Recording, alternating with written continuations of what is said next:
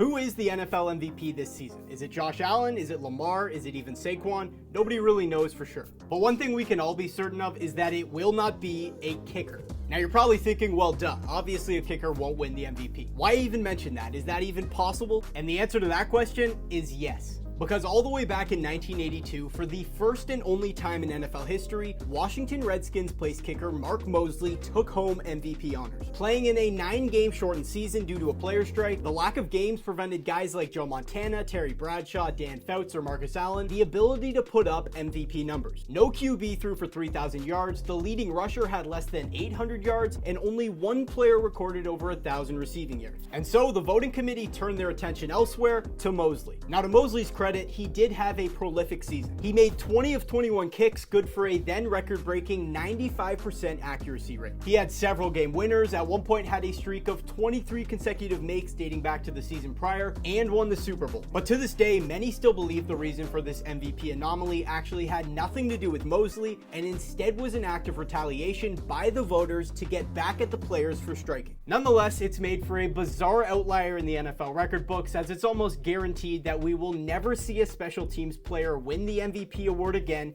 in league history.